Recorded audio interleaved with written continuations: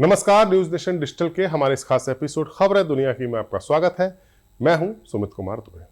कहा जाता है कि इंटरनेशनल राजनीति में न परमानेंट दोस्त होते हैं न दुश्मन होते हैं। परमानेंट होते हैं तो बस नेशनल इंटरेस्ट। साल 1999 में भारत की फ्लाइट IC-814 को जब आतंकवादियों ने हाईजैक करके अफगानिस्तान के कांधार ले जाया गया था, तब की तालिबान सरकार ने पाकिस्तान के मोहरे की तरह व्यवहार करते हुए भारत को इतना मजबूर कर दिया था कि भारत सरकार को मसूद अजहर जैसे दुर्दांत आतंकवादियों को रिहा करना पड़ा था। लेकिन करीब 25 साल बाद सीन बदल गया, नेशनल इंटरेस्ट बदल गए। उसी तालिबान की एक और सरकार के विदेश मंत्री जब भारत यात्रा पर आए तो इंटरनेशनल राजनीति में एक नई बिसात बिछने की भूमिका तैयार हो गई। पाकिस्तान का बगल बच्चा माने जाने वाला तालिबान अब उसका दुश्मन है, जानी दुश्मन है। दोनों मुल्कों की सीमा पर फौजी झड़पें हो रही हैं, दोनों तरफ से लोग मारे जा रहे हैं, वीडियोस बन रहे हैं, वायरल किए जा रहे हैं। पाकिस्तान आर्मी अपनी हवाई ताकत के दम पर तालिबान को डराने में लगी है। इसी बीच एक ऐसी खबर आई है जो पाकिस्तान आर्मी के होश उड़ा सकती है। इस खबर को हालांकि न तो तालिबान की सरकार ने और न ही भारत सरकार ने कंफर्म किया है, लेकिन अफगान मीडिया ने दावा किया है कि भारत ने Bagram airbase, Kabul international airport और कांधार इंटरनेशनल एयरपोर्ट में अपने एयर डिफेंस सिस्टम को एक्टिवेट करने का वादा किया। AMU टीवी ने तालिबान के हाई लेवल सोर्सेस के हवाले से ये सीक्रेट खबर छापी और दावा किया है कि तालिबान ने पाकिस्तान पर जो जवाबी हमले किए वो इसलिए किए क्योंकि तालिबान ये मैसेज देना चाहता था कि वो पाकिस्तान के साए से बाहर निकलकर भारत की तरफ शिफ्ट हो रहा है। इस मीडिया रिपोर्ट ने तालिबान की स्ट्रेटेजी के लिहाज से एक बहुत बड़ा रणनीतिक मोड़ इसको बताया है। पाकिस्तान और तालिबान के बीच ताल्लुक काफी खराब हो चुके हैं, इसमें कोई शक नहीं है। लेकिन इस मीडिया रिपोर्ट में किया गया दावा थोड़ा हैरान करने वाला है कि तालिबान के रक्षा मंत्रालय के एक सीनियर सोर्स ने यह खुलासा किया है कि तालिबान ने पाकिस्तान पर जवाबी हमले सिर्फ काबुल हवाई हमलों के जवाब में नहीं किए थे। इसमें दावा किया गया है कि ये हमले असल में पाकिस्तान के साथ क्षेत्रीय संबंधों को तोड़ने और भारत के साथ मिलिट्री ताल्लुक को मजबूत करने की एक कोशिश का हिस्सा थे। तालिबान के अधिकारियों का कहना है कि पाकिस्तानी फौज तालिबान को अस्थिर करने के लिए बलूचिस्तान में ISIS के लड़ाकों को ट्रेनिंग दे रही है और तालिबान और ISIS के बीच में जो संघर्ष रोकने के लिए बातचीत चल रही है, पाकिस्तान की सेना उसे तोड़ने की कोशिश कर रही है। पाकिस्तान का मकसद अब अफगानिस्तान में तालिबान को कमजोर करना है। इसीलिए तालिबान अब भारत की तरफ हाथ बढ़ा रहा है।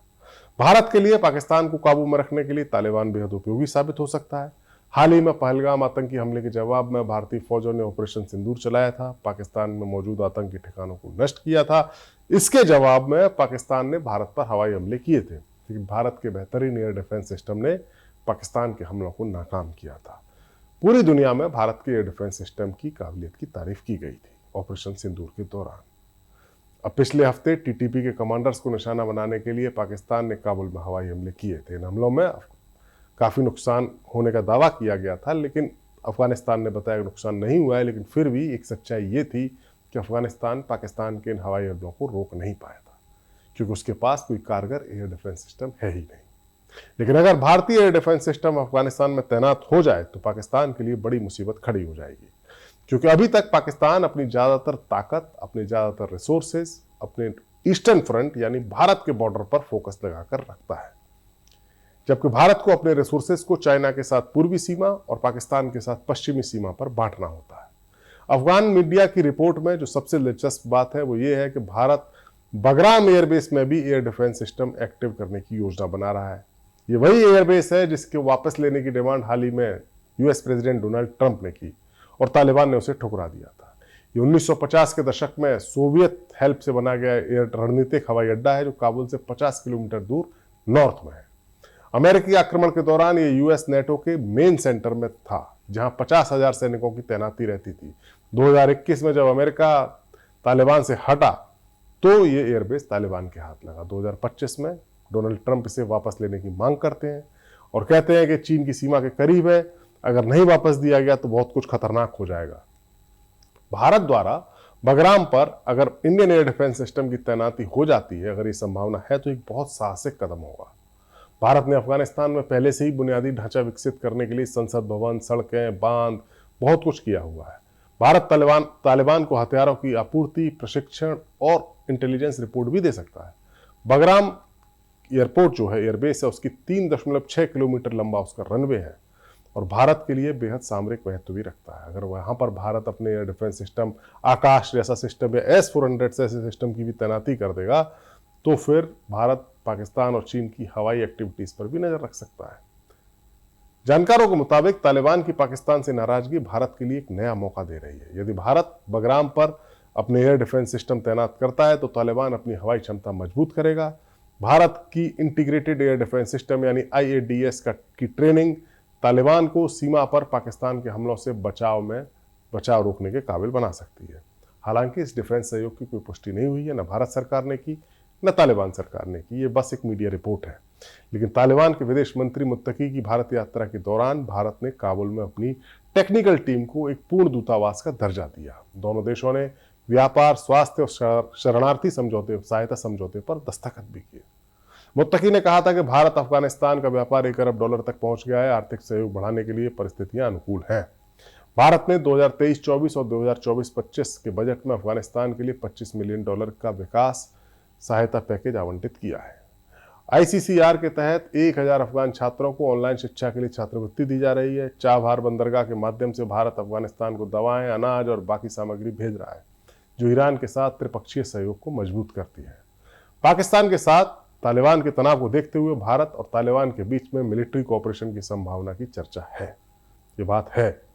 तालिबान ने भारत को आश्वासन दिया है कि अफगानिस्तान की जमीन का इस्तेमाल किसी भी देश के खिलाफ नहीं होगा, खासतौर से भारत के खिलाफ। मुत्तकी ने जम्मू कश्मीर के मसले पर वहां पहलगाम में हुई हमले की निंदा की। अफगानिस्तान ने कश्मीर को भारत का अभिन्न अंग बताया, जो भारत के लिए बेहद पॉजिटिव सिग्नल है अफगानिस्तान की तरफ से। स्पेशलिस्ट जानकार है, उनका मानना है कि तालिबान पाकिस्तान की जो प्रॉक्सी वॉर है उसको कमजोर कर सकता है भारत के खिलाफ। भारत की ओर रुख कर रहा है तालिबान, ताकि अंतर्राष्ट्रीय मान्यता भी उसको मिल सके। अभी तक तालिबान की सरकार को सिर्फ रशिया ने मान्यता दी है। तालिबान के जो सरकार के, अफगानिस्तान सरकार के जो फंड्स हैं वो फ्रीज पड़े हुए हैं।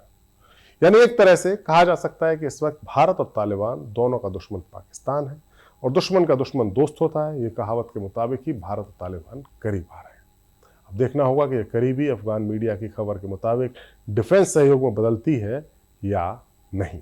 हमारा वीडियो आपको कैसा लगा कमेंट सेक्शन में जाइए और अपनी राय हमें जरूर दीजिए। नमस्कार।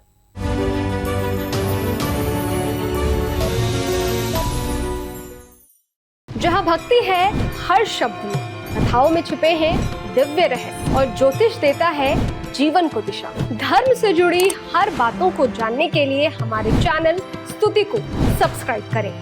चैनल पर जाने के लिए इस लिंक पर क्लिक करें।